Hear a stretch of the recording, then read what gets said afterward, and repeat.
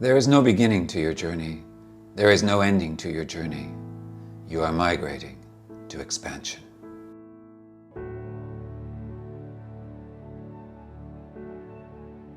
There is no beginning to your leadership. There is no ending to your leadership. You are migrating to expansion. There is no beginning to who you are, and there's no ending to who you are. You are migrating to expansion. Migrate to expansion, to live in the nomadic mindset, to never settle for too long. In your mind, always move, always expand to discover better routes and greener pastures. This is where great humans thrive. Are you ready to migrate to expansion? Your time is now more than ever before. If you let this moment pass, you may just miss this moment to thrive. I invite you to take a deep breath, look to your horizons, and step into the nomadic mindset uncovered.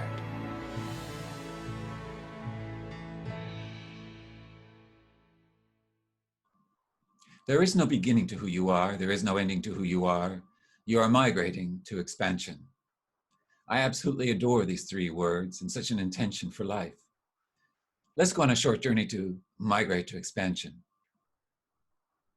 I began my life in a small little logging camp called Kaiku's Camp. It was situated on a very large, long lake surrounded by two mountains.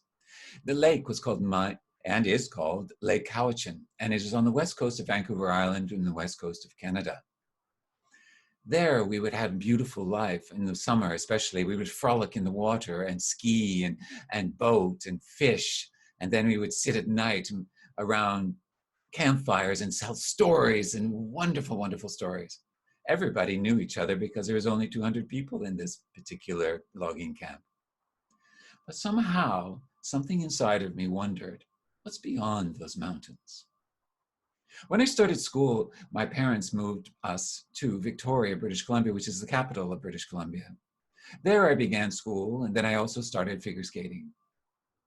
Figure skating became my life outside of school, and I became better and better and better until I became a Canadian champion.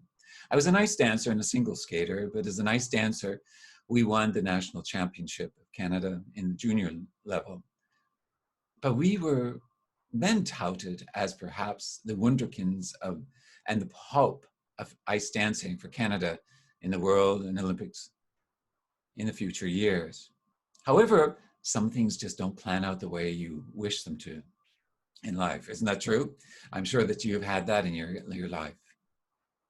And so what happened was my partner and I split up after 2.5 years, but something inside of me said, what is beyond competitive figure skating? What is the world out there? I wanted to explore. And I'm not sure where this was coming from because it wasn't coming from my family and also my surrounding. So following that, in my university years, I went off and I spent time dancing. I became a dancer. And I thought, well, okay, so if I'm going to dance, then I need to learn with the real dancers. I need to really get into it with the big city. And so I moved to New York City. A small town boy moving to New York City in the cacophony of where it never sleeps at night. It was an amazing time learning and learning and learning. And a friend of mine said, why did you come to New York? And I said, to learn. He said, oh, that's very strange. Most people come here to take. I said, no, I came here to learn. And so, but then I thought, well, how do you become consistent as a performer, consistent as a real performer on stage, like we all are? Everybody is on stage all the time. So I thought, how do you do that? And I thought it's about practice, practice, practice, and perform, perform, perform. So I thought, well, something inside of me said it was time to move to another location. So I moved to Paris, and there I decided to work and dance at the Moulin Rouge. Yes, Le Bal de Moulin Rouge. Nicole Kidman starred in the movie, and it was an amazing movie. And these times were fantastic. I danced the can-can twice a night. Yes, starting at 10, I would dance and end at 2 in the morning. It was exhausting. And by the time 2 o'clock came around, you were wide awake and ready to roll. But the can was so fantastic to do.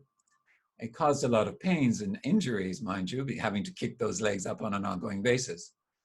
But it was a great learning. But after that, after the show, what did we do? Well, then we were wide awake and we would go and play. We would go to the bars and we'd sit with prostitutes and transsexuals and transvestites, and we would have long conversations and definitely some unsavory characters that would show up. Following that, we would always go to a very expensive bar, which we got invited by a lot of wealthy magnates. And because I was with showgirls, they wanted to be with showgirls, so I tagged along. I was the guy that tagged along. But somehow, during that period, something inside of me said, you need to train more. So I thought I'm going back to New York City. So I went back to New York and I trained. I did my starving artist. I didn't make a lot of money. And by the end of a year, I went to the grocery shop and I looked at products that I would love to eat, and I couldn't buy them. And I said, oh, I couldn't buy cheese. I couldn't buy peanut butter. I couldn't buy a variety of things that were staples of life, or a big steak. And so I thought, oh, there's something wrong with this. Something inside of me just said, this isn't right. So I decided to move back to Canada, to the safety of Canada. And that's when I really dug in. I started to combine all of what I'd learned, not only from stage, but also from dancing, from skating and my history. And I started to put it together. And I started to work solely as a choreographer for national, world, and Olympic champions, which is exactly what happened ultimately. And it was an incredible time to be working with world champions and Olympic champions. And I also had the great opportunity of directing and choreographing the closing ceremonies for the Olympic Games. This is the pinnacle of sport. This is the pinnacle of an organization is reaching the top of the CEO, or anything of a great prosperity in an organization such as Apple, for example, or Microsoft, is reaching the top. But where do you go from there? When you have an audience, an Olympic closing ceremonies of 2 billion people and 60,000 live, where do you go from there? And if you have an Olympic champion that you're working with and choreographing, and also a world champion, where do you go from there? You just keep repeating it and repeating it and repeating it. Something inside of me said, it's time to move on. It's something to find what's next. Have you ever had that experience in your organization where you feel that a certain territory is not working for you anymore? You've reached it.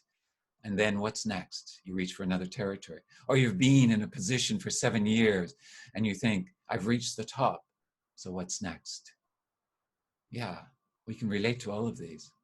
So what did I do after that? I started to work mainly in professional performances and productions. I started to work for very large touring figure skating companies and some multi-million-dollar shows for Disney on Ice, Holiday on Ice, also directing the World Athletic Championships, opening and closing ceremonies. These were all spectacular moments in my life, but there were also down moments. As we all have in businesses or life or relationships, we all have down moments as well. I was fired from 2 events only because the producer didn't like what I was doing, even though we had long conversations about the creativity and what I would do for the company. But he didn't like it in the end because he felt that it wasn't going to be for the public. It wouldn't be their audience. So I learned something from that. But it certainly was a great challenge for me at that point. I felt that I had lost my whole spirit. I felt that I had lost my life in many respects because skating was a very tiny world and is a tiny world. But no, resilience kicks in.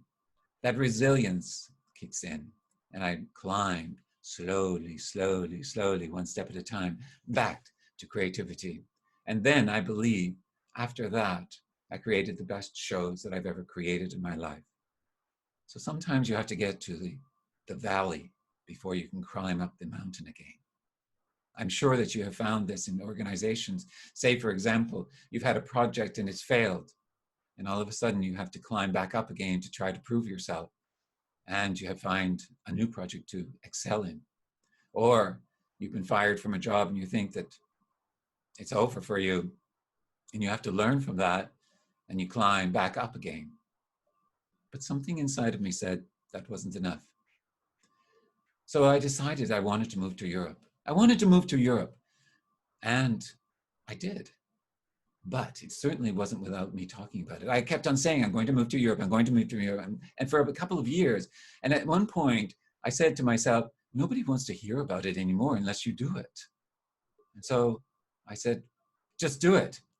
And so I did. I moved to London, then I moved to Barcelona, then I moved to Brussels. And that was an amazing time. Learning new languages, learning about different cultures. It was an amazing time to grow. And that's what I wanted to do. But something inside of me said, when I got to Brussels, what am I going to do? Because I didn't know if I was going to do skating, what was I going to do? And this is where I found coaching and speaking and training. That has been my life since then. It's been growing and growing and growing, up and down, as we all do. But something said that this is where I needed to be. Some voice inside of me said, this is for you. The coaching was important because it was putting a full circle to not only my sports coaching, but also to corporates. So I worked in the public and private sector. I worked as a coach for the European Union and institutions and agencies, and I still do, in fact. And that was amazing. Why was it amazing to me? Was simply because the intelligence of these people, the diversity of cultures, the diversity of languages, the diversity of thoughts, this was all extraordinary to me. But again, something inside of me said, move to another country. So I moved to Singapore. And so, as in Singapore, I am today. But something happened. I felt that I was losing a purpose. I was losing my mojo. I was losing any sort of focus on what I was doing because I felt that I was just not doing it for me. I wasn't doing it for me. Have you ever had that experience? Have you felt it's not really coming from you? You're actually producing other people's content, or you're producing other people's thoughts and ideas? Something inside of me said, you need to search. It all coincided with my mother passing away. She was my pillar of life. And I felt very unfortunate about losing her, but she had a very strong and long life. But during that period, I started to climb and find the seeds when inside of the grief was going, but there's also a grief of losing a purpose at the same time, and grief of not knowing what is the direction forward. But then I began to believe there was always something inside of me that led me, that shared with me. It was a voice. And that voice became very strong. And one Christmas, I went back to Canada. And that Christmas, I went back to Canada. I got off the plane at Vancouver International Airport, and I looked outside, and it was snowing, it was cold. And I thought, oh no, I've just come from Singapore where it's very warm and it's fantastic. And something inside of me said, you don't need to be here. You're a global nomad. And all of a sudden, an explosion went off in my head and fireworks started. Global nomad, what does that mean? And so my search, this was the opening of a seed of a new purpose, because I could feel that coming forth. Something was happening. Have you ever worked in a job where all of a sudden you've been working there for 7 years and you've got this seed that says something inside of you says, I need to move on? Or you've had an incredible life. You have a great job, you have great money, you have a great relationship, you have a great family, but you know something is missing. Or you're a writer, for example, and you've got all the thoughts and talents, and you've got all of the book in your head. And then all of a sudden you get to a chapter and you go, the next chapter is not coming. I need to move, but what is it I need to move to? So yeah, we all have it in our different ways of life. But we need to listen to that something inside says to us. Fast forward now. October 2017, I find myself in Ulaanbaatar, Mongolia.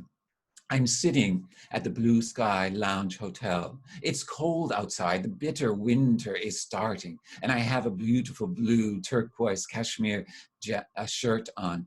And I also have beautiful cashmere gloves and my toque. And I take it all off and I sit there.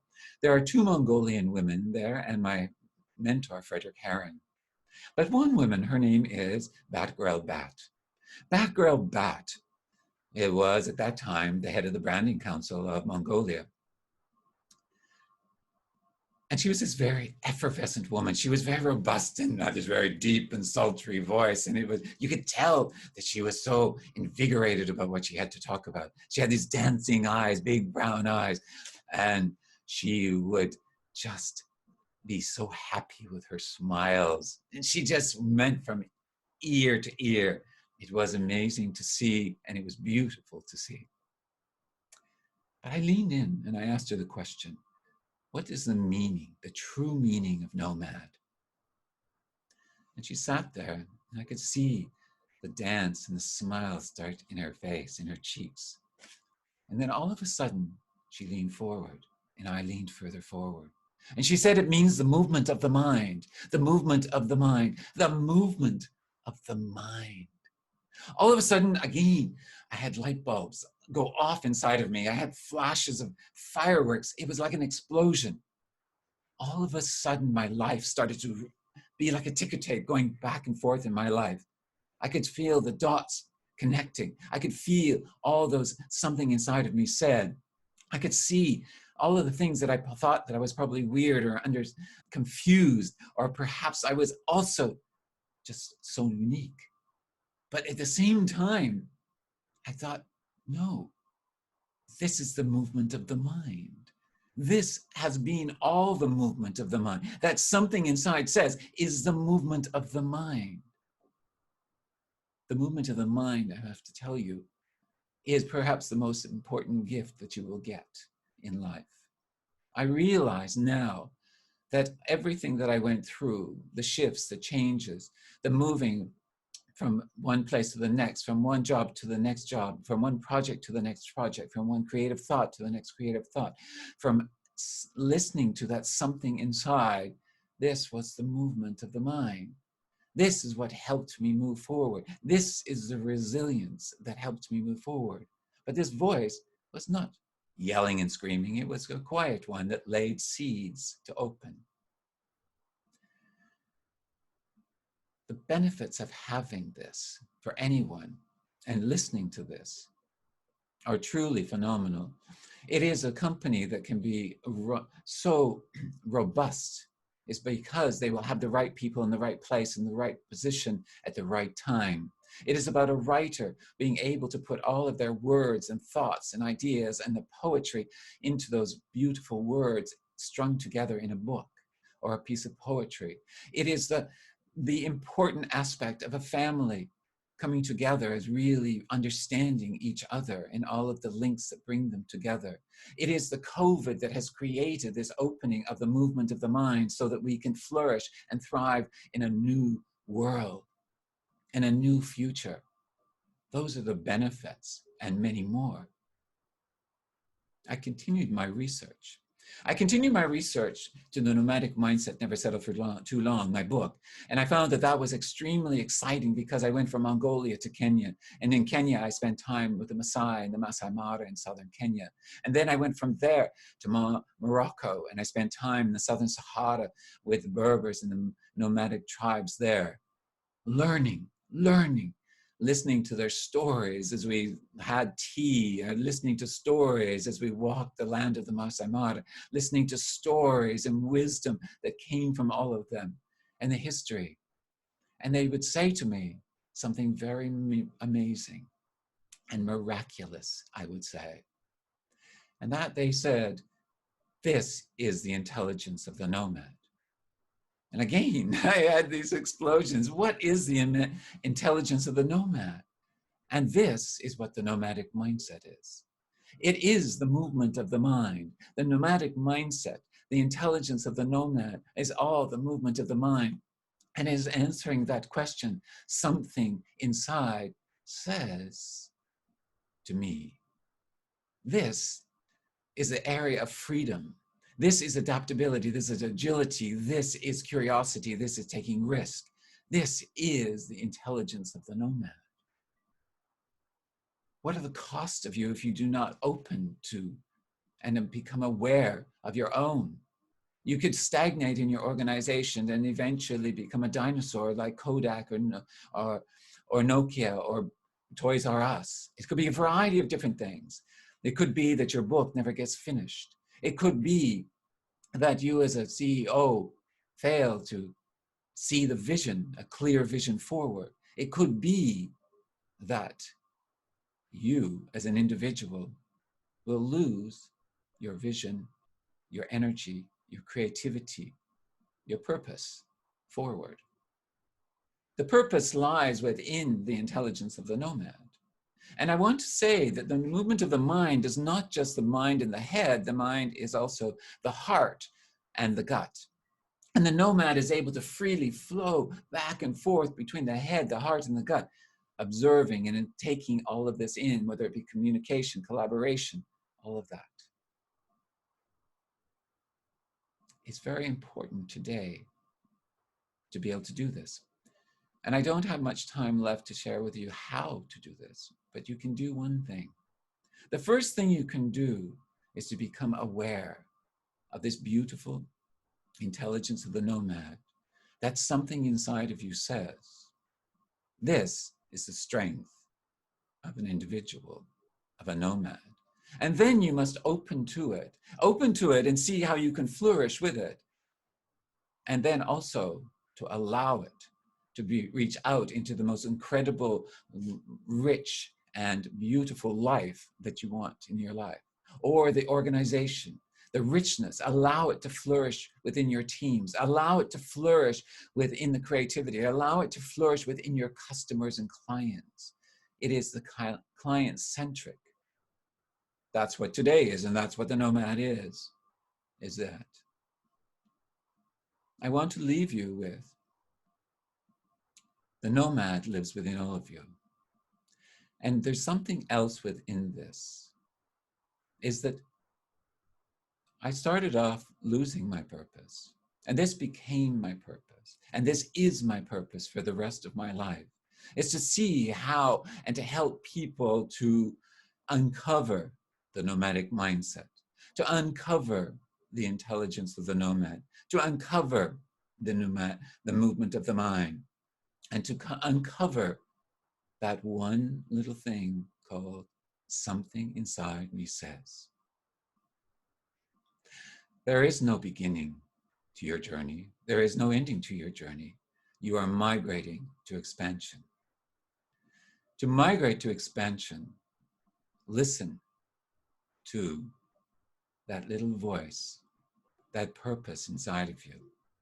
That voice is the truth, and it comes from the intelligence of the nomad, the nomadic mindset, the movement of the mind. And it says, something inside of me said. Thank you very much.